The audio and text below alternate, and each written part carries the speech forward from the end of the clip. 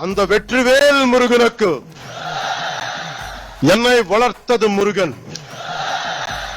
என்னை மதுரைக்கு வரவழைத்தது முருகன்.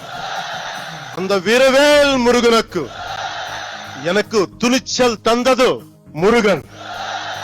அந்த சுரவேல் முருகனுக்கு மதுரைக்கும் முருகனுக்கும் நெருக்கம் அதிகம். முருகனின் முதல் அறுபடை வீடும் கடைசி அறுபடை வீடும் மதுரையில் தான் உள்ளன. மதுரை என்பது மீனாட்சி அம்மன் பட்டினம். மீனாட்சி அம்மன் தாய் பார்வதியின் அம்சம். எனவே முருகனின் தாயாரும் மதுரையில் தான் உள்ளார். முருகனின் தந்தை சிவபெருமான் முதல் சங்கத்துக்கு தலைமை ஏற்று மதுரையில் தான் இருந்தார்.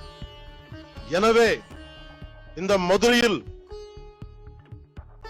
தாயமே இருக்கிறார், தந்தியம் இருக்கிறார், மகனும் இருக்கிறார்.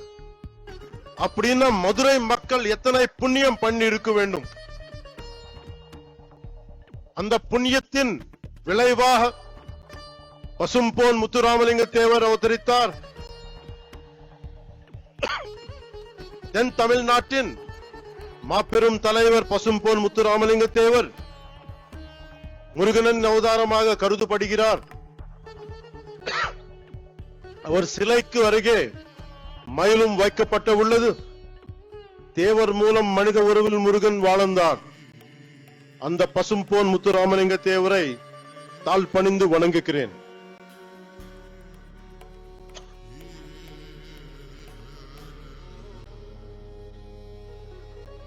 இப்போது மதுரையில் நடத்த ஒரு நிகழ்வை சொல்ல போகிறேன்.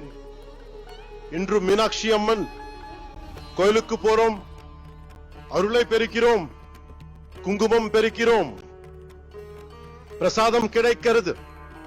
ஆனால் இந்த தலைமுறைக்கு தெரியாத ஒரு விஷயத்தை சொல்ல போகிறேன்.